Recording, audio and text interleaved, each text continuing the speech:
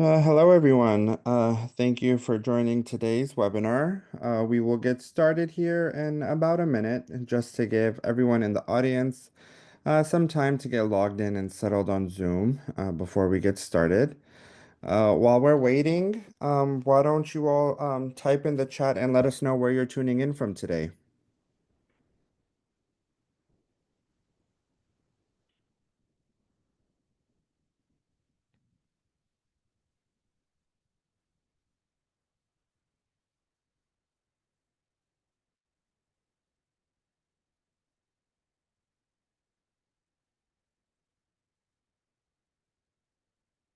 Wonderful. I see New York, Florida, Los Angeles, Boston, Connecticut, Atlanta, Colorado, Vancouver, Dallas. It's great to see people tuning in from all over the country. And with that, let's go ahead and get started. Hello, everyone. My name is Sultan Mashriki, and I am the marketing manager here at the Architects newspaper. I'd like to welcome you all to the Bridging the Gap 5 Techniques for Integrating Drawings and Specs live webinar, a seashore webinar series powered by the Architects newspaper. This webinar is sponsored by Dell Tech. This program is registered with the AIA CES for continuing professional education. Questions related to specific materials, methods, and services will be addressed at the conclusion of this presentation. This webinar is being recorded and can be easily replayed when re-registered on the same webinar registration page. Please allow 7 business days to process certificates of participation and AIA credit reporting for this presentation. At the end of this course, participants will understand strategies to promote collaborative teamwork for more effective specification coordination, learn 5 key techniques to ensure integration between drawing, spec descriptions, and product selections, identify best practices for developing specifications that are clear, concise, and consistent, and enhance communication and coordination among team members for improved spec accuracy. Please remember that we encourage you to ask questions using the Zoom Q&A button found at the bottom of your Zoom windows. I'd like to introduce you to today's presenter, Scott Taylor. Scott Taylor is a senior specification writer with Dell Tech, where he focuses on researching and updating AIA master spec within Dell Tech SpecPoint. He is part of a team responsible for maintaining and enhancing this comprehensive database of specifications, ensuring it remains up to date with evolving building codes, industry standards, and product innovations. Through his work on AIA Master Spec, Scott helps A&E firms streamline documentation, reduce inconsistencies, and improve specification quality. With over 30 years of industry experience across residential, commercial, healthcare, educational, and institutional projects, Scott excels in design development, construction, documentation, and material research. He is affiliated with the National Organization of Minority Architects, the American Institute of Architects, the Construction Specification Institute, and the Specifications Consultants in Independent Practice. Again, please remember to continue to leave your questions for Scott in the Q&A window. And without further ado, I present Scott Taylor.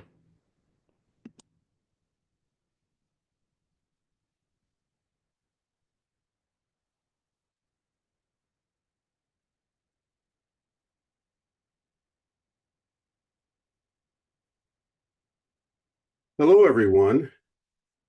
Deltec Specification Solutions welcomes you and hope you are all doing well. You know, we are always looking for ways to share our content related to drawings and specs, even if it's in webinars such as this one. We'd like to thank you, the Architects newspaper. You know, we all work hard in what we do every single day for project success. We all know that communication and workflow is vital to any project. Hopefully, in this webinar, no matter your involvement with specs and drawings, you'll discover some tips and reminders from the 5 techniques for integrating drawings and specs to apply as well as share with your project teams at home. When we think about drawings and specs and the fact that sometimes they are not integrated or misaligned, they have a they could have a huge impact on our projects. I'm sure a lot of you are aware of that. What impact does misaligned drawings and specs give? Well, I noted four of them. One is poor quality of bids. During that final push to get the project out the door, drawings and specs sometimes go out without a proper QA QC coordination. Sometimes too much information can mean a lot of content that does nothing to help the contractor to bid and build. Sometimes contractors, when they see too much information or too lack of information, they throw in a number to make sure that they're covered. So therefore, the bid may not be accurate. And when you think about not enough information, well, that can mean not enough content to help the contractor bid it and build it. What about errors and omissions? You notice I said more. Misalignments on the drawings and the specs can bring conflicts. And we know about RFIs. I don't know about you, but I do not like them. Of course, they will come up because there are some things that need to be clarified, but those related to drawings and specs not being integrated, those are the one that rubs me the wrong way. I would in my career, I've looked at when things like that has happened with regard to drawings and specs. I always give that, oh man, kind of phrasing because I know that either I missed something or we all as a team missed something. But thank goodness for RFIs and addendums, we can fix those things.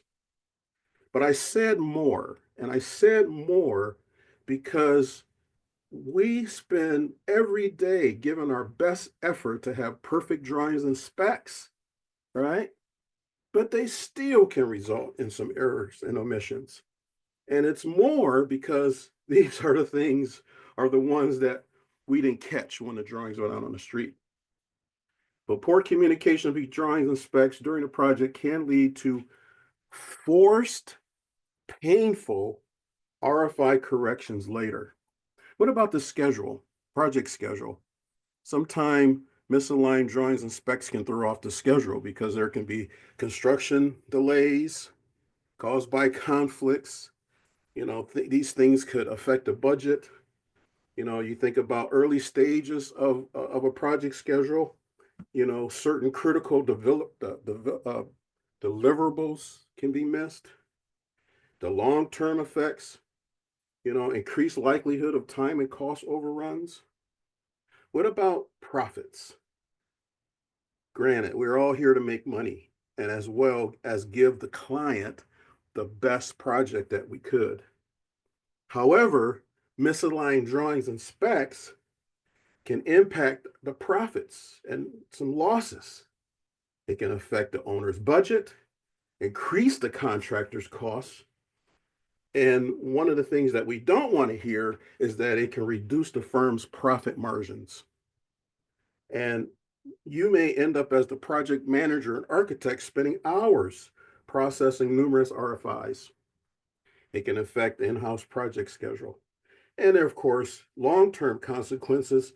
It can damage professional reputation and also loss of future business opportunities. So as you can see, misaligned drawings and specs does have an impact. And really, those are the kind of things that we don't want happen on any of our projects. And I'm sure that you out there have some experiences of some things like that you want to try your best and that you work hard to avoid every day. But when it comes to our drawings and specs, in this webinar, there are 5 techniques that we feel that can be used to bridge the gap to enhance integrated drawings and specs. What are those 5 techniques? Well, those 5 techniques we can see as connection, collaboration, clarity, coordination, and consistency. Let's take these one at a time. Connection. What do you think about when you think about that word connection as it relates to a project or project team? Well, when you think about connection in regards to a team, or speaking in team connection, project connection takes teamwork, focusing on how people work together to get the project done. Depending on the size of the project, the design team can take on many sizes, even if that means one person wearing more hats than as usual, as the expression goes. Project connection centers on us and the we. You know, like I said, as a team, we support the project, and therefore it's what we do as a team, connected to get the work done. Beyond the connections of steel beams and concrete slabs of a building, is that human connection within a team that often determines the success or failure of a project. And some of you have heard of Phil Jackson, who's an NBA coach. Uh, he coached the Bulls and won 6 championships with Michael Jordan. You know, when I seen this quote, and I love quotes, so you're gonna see a couple quotes throughout the presentation. When I seen this quote, it made me think of the connection that a team could have.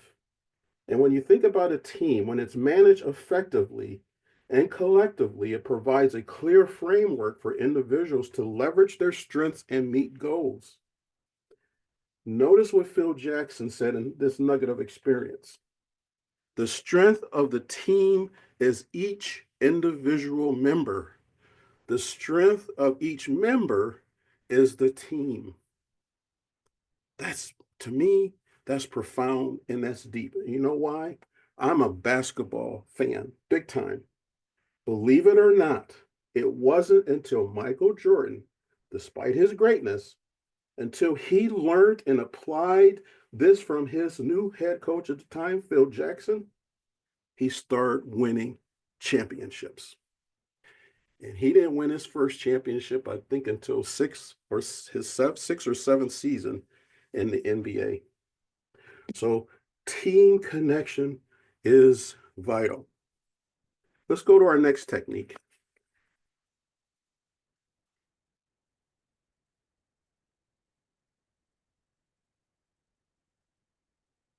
Okay, what's going on here? That's collaboration. What do you think about when you think of collaboration? Well, notice the success quotes here, nuggets of those who experience collaboration. Steve Jobs, we know who Steve Jobs is. He said, great things in business are never done by one person. They're done by a team of people. Ken Blanchard, I believe he's an author of the 1 Minute Manager book, something to that nature. He says, none of us is as smart as all of us. Henry Ford started the Ford Company. Coming together is a beginning. Keeping together is progress. Working together is success. Those are amazing quotes to me. I think they're so valuable when it comes to working as a team. So, what are some benefits when it comes to collaboration and working as a team as it impacts our drawings and specs? Well, greater adaptability and resilience. Adaptable teams can quickly pivot strategies and processes to overcome project challenges. Then we have the fact that Collaboration can enhance creativity and innovation. When there's open communication in the team, it fosters creativity, and no one has to feel that they're working alone. It leads to more accurate and comprehensive outcomes. One of the things that collaboration, I think, is so valuable that we overlook is learning and knowledge sharing. When there's collaboration, you can exchange your knowledge and experience to solve problems faster and certainly make us all work effectively.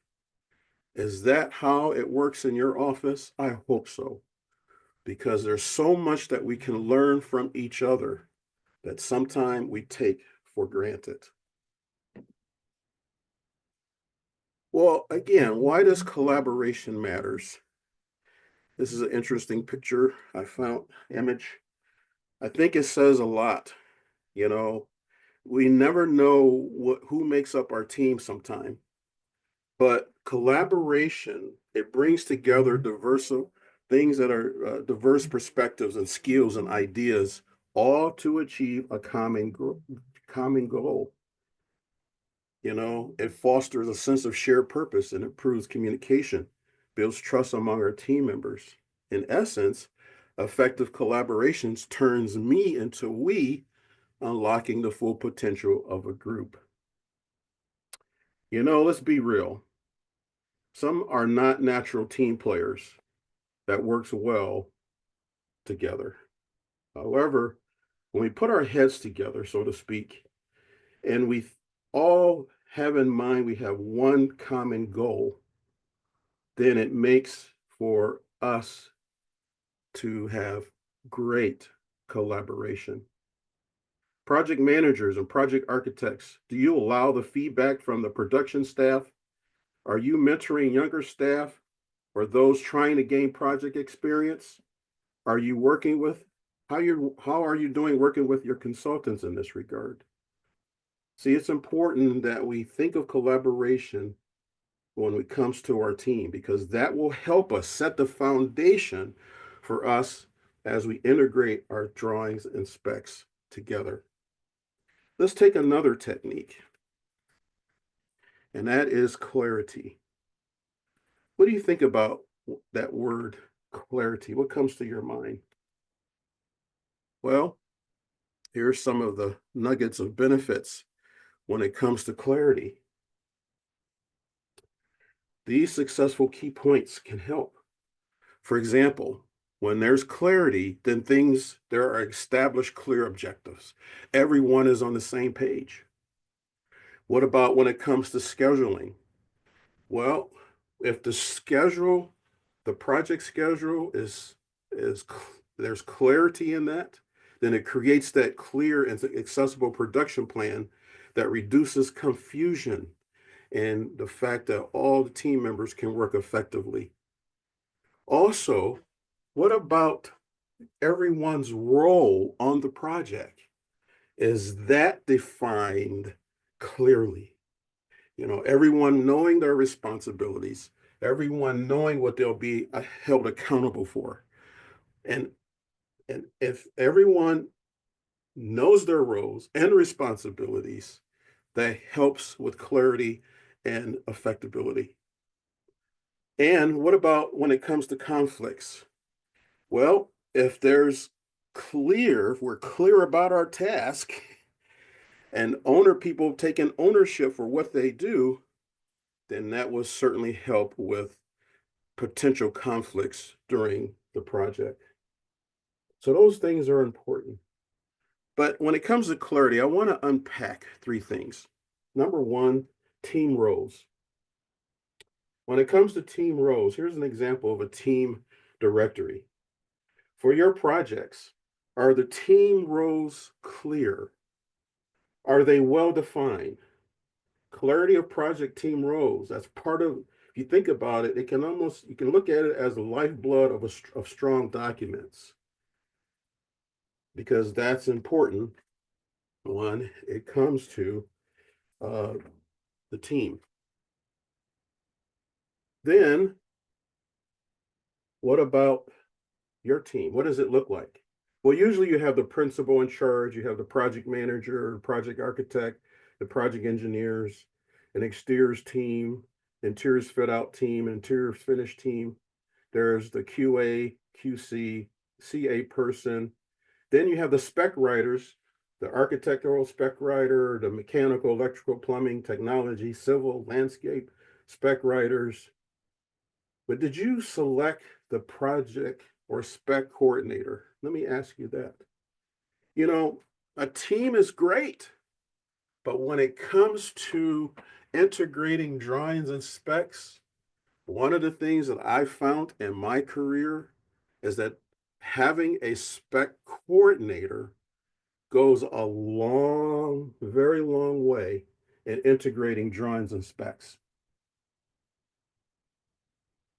When you think of that spec coordinator role, that can be a person who oversees and or do the coordinating themselves of the specs and drawings. So in exteriors team, who among you will be the spec coordinator? The interiors teams, who among you will be the spec coordinator? Again, maybe this is one person for all the teams, but however it looks, I encourage you to have a spec coordinator. And what about you in the other disciplines of mechanical, electrical, and plumbing, and civil and landscape? Do you have a drawing and spec coordinator? The other thing is the day-to-day contact for projects and other disciplines. Is that clear? Set the communication protocols before the project begins, even if that means getting everyone together in a meeting to clarify those protocols. The key is everyone knows who is who on the project team and who to contact when there's questions and concern. Let's be sure that it is clear as water, understanding that this format of communication is a key to help integrating drawings and specs. Here's another layer, the project communication roadmap, I like to call it. Team meetings, team deliverables, where those things are important, that those things are clear to the project team. Why not at minimum include a meeting inviting the spec writers for the whole team, the architect team, the mechanical, electrical, plumbing, the civil, the landscape, and technology, even if it's for 15 minutes, just to make sure that everyone has what they need or just to field questions. Why not have that meeting with maybe the exteriors team? Why not have a spec coordination meeting if you're not having those already? The interior fit out team or the interiors finish team. Why not have a spec coordination meeting? Whether that's with your in-house specifier or your spec consultant. And then you may say, well, it's not in the budget to have all these meetings, have all these folks get together. Well, that's fine. Well, just make sure that you include them in distribution of meeting minutes. It's amazing through my career how, in working with different architects, well, even being an in-house specifier, how I did not get distribute all meeting minutes. And there's some information that got missed in the specs because no one shared that information. And you may not always find those little things on the drawings. So I encourage all of you to make sure that your spec writer get the meeting minutes. In addition, why not establish an online real-time collaboration of progress, project progress drawings and specs? Maybe you have a certain PDF document platform that you can make those things live that everyone will have access, where project design decisions are tracked, and so that the team can even get in there and make comments. Well, this can even be the role of the spec coordinator. So all those things are important in terms of um, integrating drawings and specs, even those little things. What about deadlines and team deliverables? I think of the contractual deadlines that they have with the owner, when the project needs to break ground, the substantial completion to punch list, to final completion. Why not include, I call them sub-level deadlines? such as in-house progress print dates of all submission phases? What about spec draft dates, QA QC dates, door hardware meeting and the hardware spec, draft spec? What about sending out the drawings to the drawing title block content? What that's going to look like? What about sending out the spec header footer content sample? The BIM model update, progress print distribution, and what about how files should be uploaded and the dates and including file naming conventions or formats? See, the key here is to establish a way to keep the team up to date on real-time design and client changes and how it will affect the documents for the next upcoming deadlines. We need to get these things on the project calendar. They're small housekeeping things, but you'll be surprised that having clarity for information and document workflow at that deep level can help integrate drawings and specs.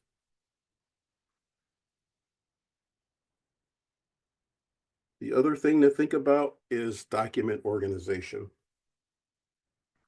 Document organization, that's important as well. Like what is the spec header, the spec footer, project name? And if we want the spec title to match the drawing title, someone needs to make that information public. They need to let the team know what that is. Again, it's a little housekeeping thing, but it'll save aggravation later. Um, what about dates? Should dates go on the specs? Should date go on the spec cover? What about specs that are being issued? Are they going to be issued on the drawings? Will there be a spec book? What's going to go on the spec cover? What is the digital numbering file format that the spec should use? Not only in the documents, but also for filing purposes. As you can see here on the right, different companies use different spec file formats. Is the team made known which one they should use? Wow. Can't tell you how many hours that is spent receiving the engineer specs only to learn that their spec file format was different than the one of the architectural drawings. Wow, what a nightmare to fix all those. I'm sure it may be some of you that happen to, but we can avoid those things. Tweaks in this workflow can eliminate wasted time and frustration down the road. So there's some things to keep in mind when it comes to clarity. What about coordination? Technique number 4. This is huge. We can do a whole presentation, whole webinar for hours on coordinating drawings and specs. But when it comes to drawings and specs, here is a handful of success key points, nuggets of benefits. Improve coordination across disciplines. Wow, how often have we run into things on the architectural drawings that the engineers didn't catch, or things that the engineers put in equipment that wasn't communicated to the architectural drawings? Well, with improved coordination across the disciplines, all stakeholders can uh, be on the same page, that having that seamless collaboration. Also, when it comes to coordination, it helps streamline communication channels, reduce miscommunication, delays by optimizing how information is shared. Also, the integration of advanced technology. We all use tools and software to improve how we work every day.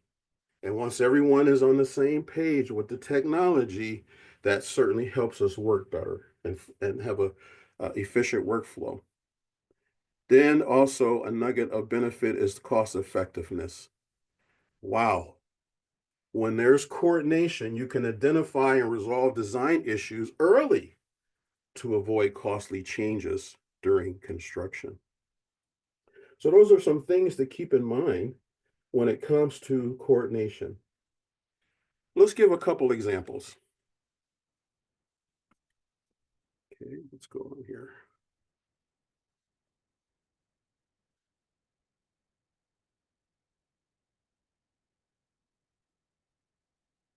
Okay, here's why coordination matters. The architectural drawings and specs has to coordinate with civil. There's architectural and structural collaboration or coordination. I'm not sure why the stairs to the doors happen to be outside the building. Not sure how that happened. I'm not sure how the concrete stairs ended up under the window instead of the door.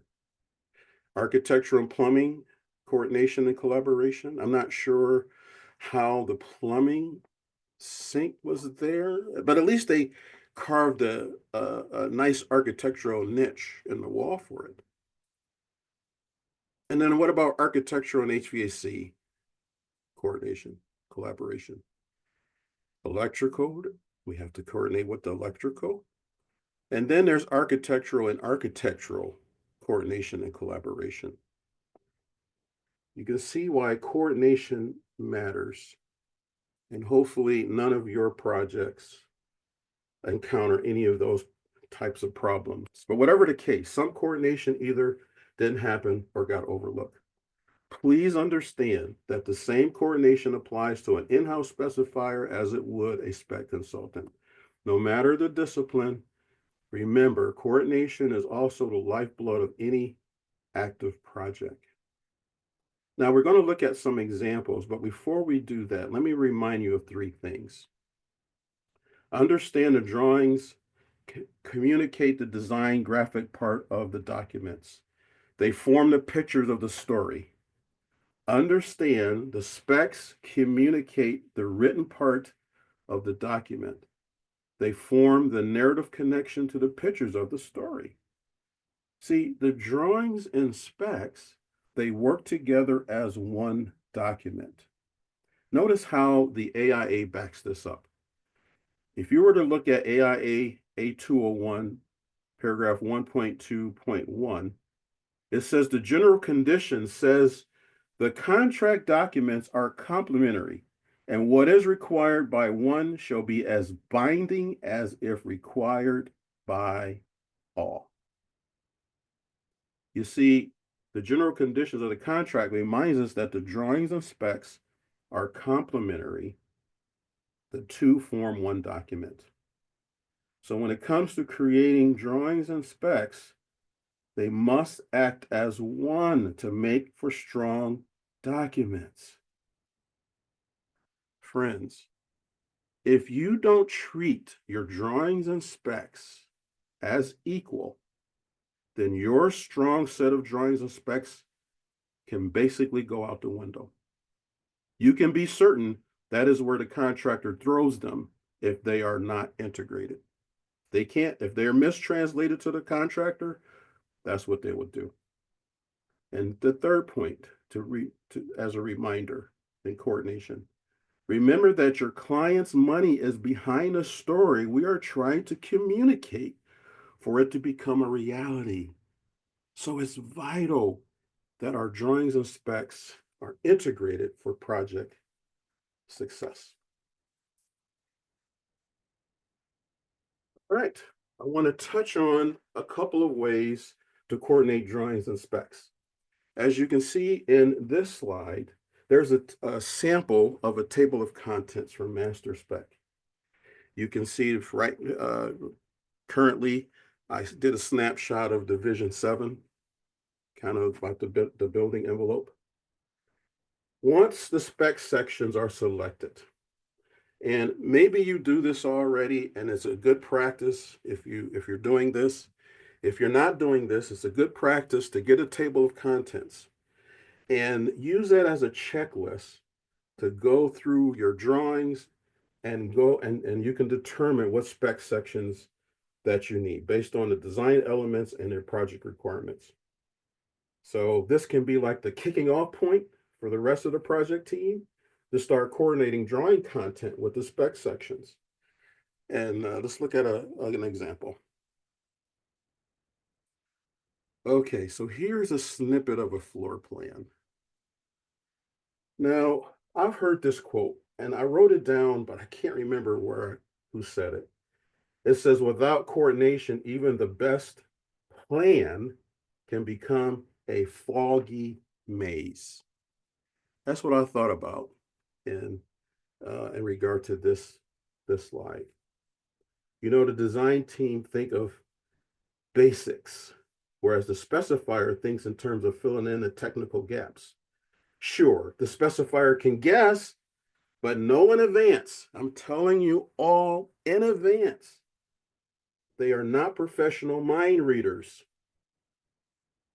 Sometimes you may see something in a spec and say, hey, where did that come from? Well, it's a possibility that the specifier guessed because they didn't get the information from you that they needed. That's something to think about. But the specifier needs more information. For example, you may be thinking about the door types. So whoever is responsible for the door types in the project, well, you are going to go through your doors in the drawings and you're going to decide what doors might be hollow metal, wood, those kind of things, or aluminum, stainless steel, or whatever case it may be for the particular project. But guess what? The specifier is thinking beyond that. If it's going to be hollow metal, they got to think about the gauge of the metal. If it's wood, they got to think about the wood species. If there's glazing, they're going to need to know what type of glazing. Are there fire ratings involved? What about finishes? You who are handling the door types, this is where you work with the specifier to get them that information. Or even think about it yourself as you're placing your doors, as you're going through each doors, as you're doing that door schedule. And that's the same with the frames. Gonna need to know the gauge, the species, the glazing, if it's rated, the finish. And then what about partitions? Those of you who are assigned to schedule the partitions and add wall tags and partition tags, and you're doing your partition schedule. You know, it's been uh, in my career that as I've looked at hundreds and hundreds of partition types and schedules. But you know what the partition schedules, a lot of times, I would say 98% of the time, I do not see is the type of gypsum board. There are a lot of gypsum board types. But you know what? I never see on a partition types, whether it's abuse, whether it's impact resistant, whether it's moisture resistant. Of course, a lot of times we see that it's fire rated because a lot of times it's just type X. But if there are other fire requirements, maybe sometime that is not on the schedule. And what about the installation types and the STC requirements? Sometimes those things are not on the drawings, sometimes they are. So you who are doing the partition types, work with the specifier to make sure they have that information. And if you don't know that information, let them know that. And maybe they can put placeholders, or you can put those things on your list, or let the spec coordinator person know that that's information that's forthcoming. What about equipment and appliances? You know, sometimes there's just the basic requirements. Sometimes drawings may have an equipment schedule. But a lot of times, sometimes those schedules don't have columns that says whether things are owner furnished, contractor installed, or owner furnished, owner installed, or contractor furnished, contractor installed. That goes a long way when it comes to integrating the drawings and specs. Because if the specifier knows that all the equipment is going to be called out on the drawings, well, they don't need to put those details in the specs. Because, rule of thumb, when it comes to specs and drawings, you want to say it in one place everywhere as best you can. Make it clear in one place. And then lastly on this, interior and exterior legends, sometimes those things are on a schedule, and that's okay. Sometimes the interiors team wants to put the products on the schedule. That's okay. But you got to coordinate that with your spec writer so that they're not duplicating those products in the spec. And they have to know what are the bases of design and whether you need to include a few more manufacturers for competitive bidding. And interiors folks, they love to put their bases of design products on a drawing and the schedule. That's fine, but coordinate with the specifier to let them know what you're doing and how you're doing it, and whether additional manufacturers need to be called out. Let's look at another example or technique, consistency, the last technique. Well, what are some nuggets that we can learn and benefit when it comes to consistency? Uniformity across documentation. Oh my gosh, this is a big one. When things are consistent in the drawings and the spec, because how do you like those phrases when you're looking at a spec and it says, see drawings, or the drawings say, see specs? You know, you don't really have to do that. Why? Because the drawings and specs are working together. You just have to decide as a team what would be indicated on the drawings versus the spec. And guess what? That makes it all consistent. And so when the contractor's reading it, they're not getting a mistranslation. Also, when we think about consistency, we think about the standards and technology. You know, there's industry standards that's important that we adhere to. They're there, but that will ensure the compatibility and clarity across drawings and specs. Training and guidelines. Well, providing clear guidelines and training to all team reinforces the importance of consistency. So as you're going through the project and you notice that there are things that are not consistent when you're looking at the drawings and specs, someone needs to say something. And never think, we'll clear that up in shop drawings. That kind of thought will pinch you in the rear each time. Never think that way. You can avoid RFIs and problems later. So if you see those issues, get them solved. And if staff members need a little more training and guidelines to make things consistent, by all means, give that instruction and direction. What about integrated tools? Again, using the software that supports our collaboration can ensure that it's reflected across the board. And as I mentioned before, even if using a PDF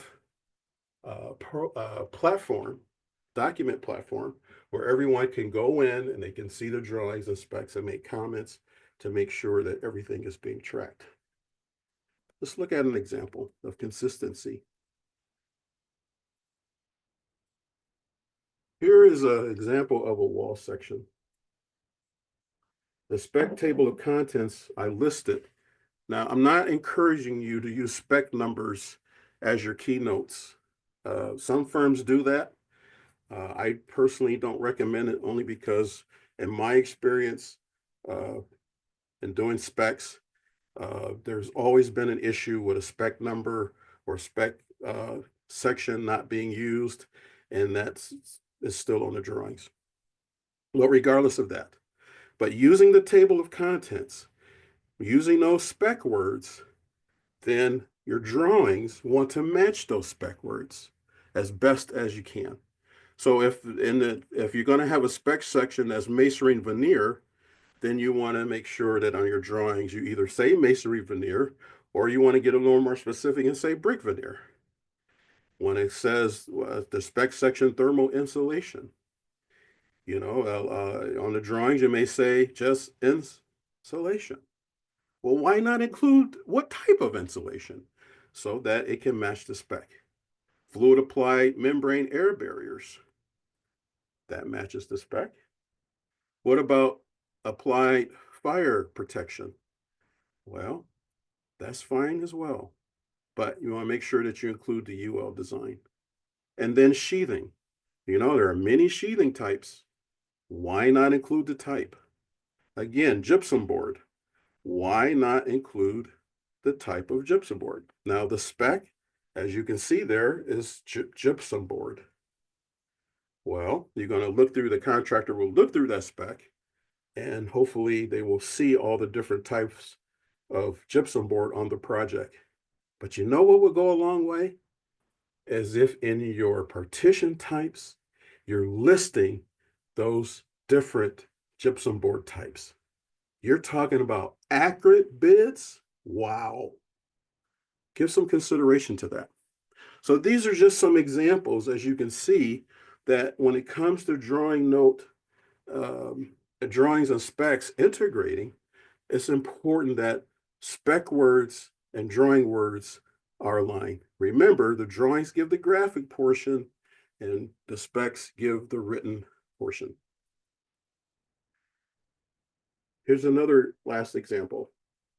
And that is what I started with is I copied from a master spec selective demolition 024119 some definitions. And so therefore, in using these definitions in a way to align drawings and specs, you can use this as content to be consistent. And remember, the drawings and specs is written to the contractor. So you don't need to say in your drawings or in your specs, or mainly drawings, you don't need to say contractor shall or general contractor to do X, Y, Z, because these documents are to the contractor. You're writing this information is to them directly. So you don't really need to call their name out. You don't need to say contractor. So keep that in mind. And if those things are in your drawings, please get rid of it today. Get rid of the contractor shall or will or must. So if you look here on the drawings and specs is like I said, a letter to the contractor. Lead off sentences with an action word like install brick, paint, expose, match, provide. And you can kind of see there in the demolition keynote example, remove existing, remove and salvage, remove and install, existing to remain. Just trying to use on the drawing spec words. Here's some no-no sentences. Brick masonry shall be. Contractor shall or to. Adjacent ceiling shall match. General contractor. Contractor shall. We don't really need to use that phraseology anymore. So if you have that in your drawings, get rid of it today. Don't need that. Just start off with words uh, of direction, because contractors, they're looking for words that is clear, giving them the directions to what to do. All these things are important in integrating drawings and specs. And one last thing on this, think about the imperative mood sentence structure. All the drawings and specs are essentially instructions directed to the contractor. Contractors want to see directions that are straightforward and clear. So again, remove the contractor shall or will or must phrases from your drawing notes and keynotes today. So in summary, I apologize for technical difficulties here.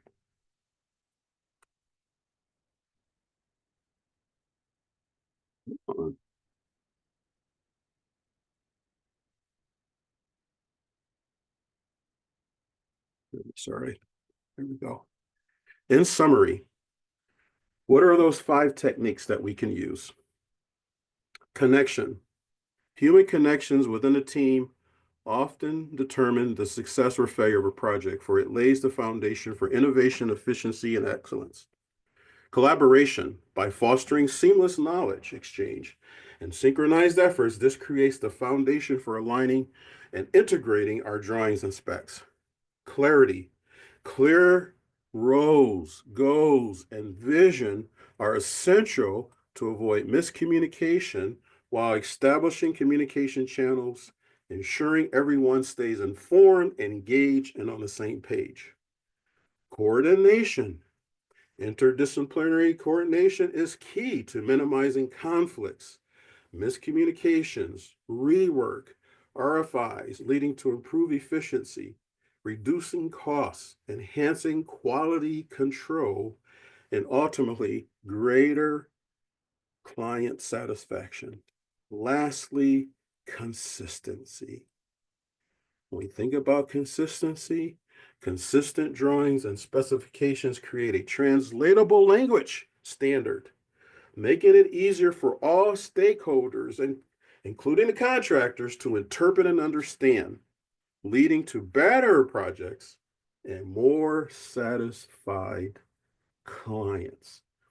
And every time we work on our drawings and specs, we are trying to have the best project we can and make sure that we are doing the best to satisfy our clients. Well, thank you for attending and giving time to today's webinar. I can talk on and on and on, but there's time. But I'd like to thank all of you for attending and giving us your attention. So, with that said, they Um, open up for question and answer. Wonderful. Thank you so much, Scott, for that. And yeah, let's go ahead and get started with some Q&A. So, if anybody in the audience does have any questions, please drop those in now in the Zoom Q&A button at the bottom of your Zoom, and we'll get started with those. First question from John here is asking, is there any suggestion regarding automating BIM modeling and specification? Good question.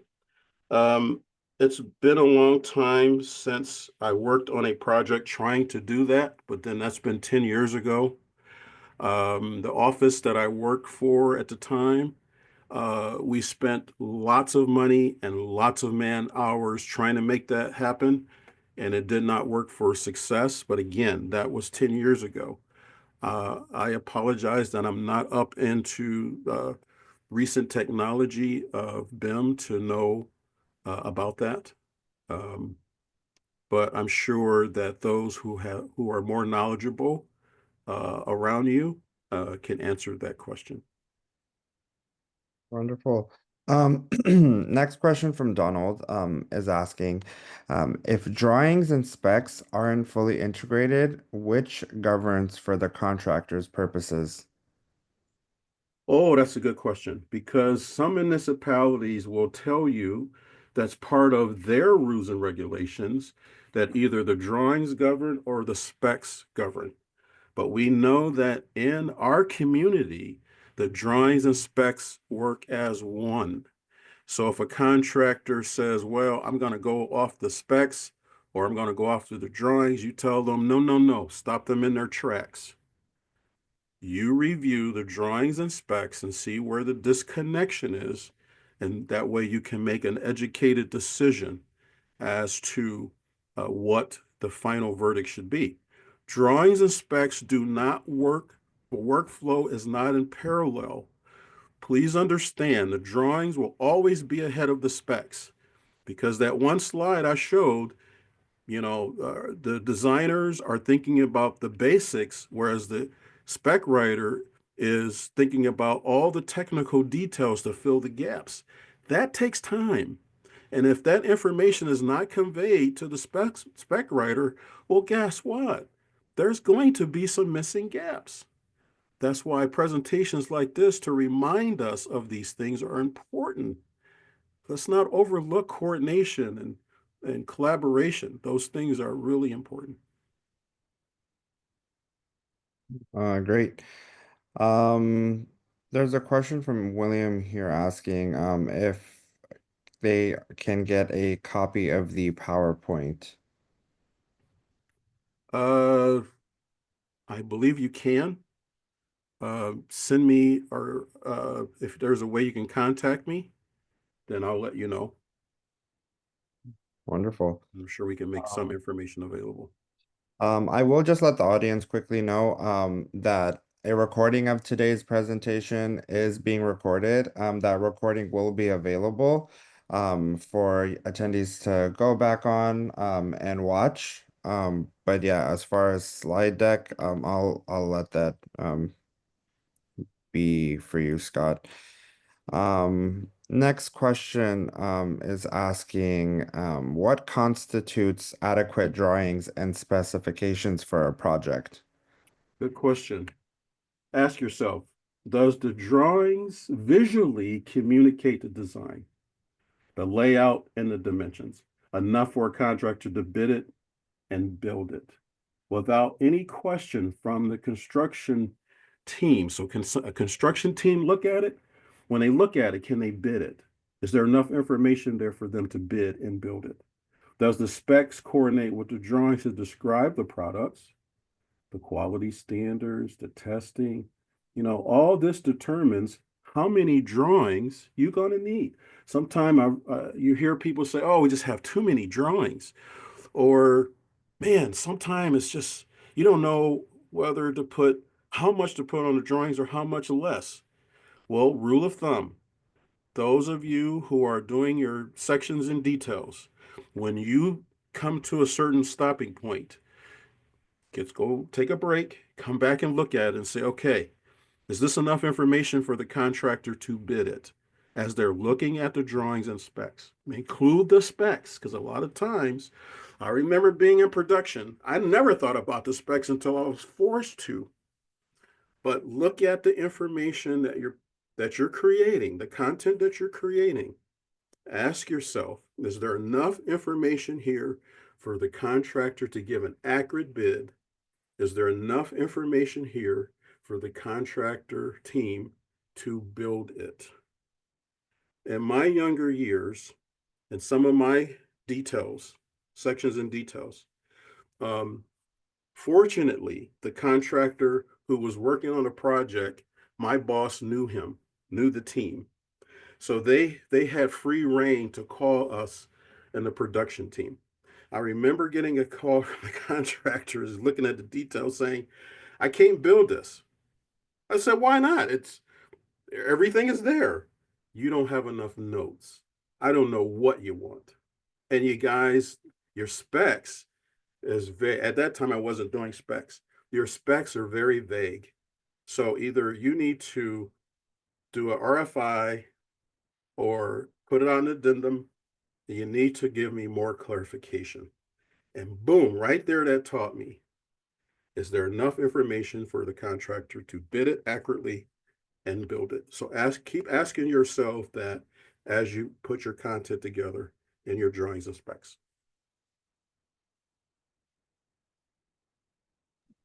Great.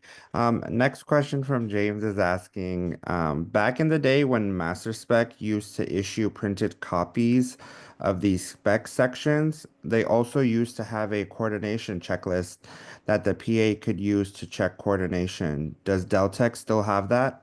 Yes, that is still available. We call them supporting documents. Those are still available. And those can be very valuable if you are looking to put together a checklist, a coordination checklist for your project.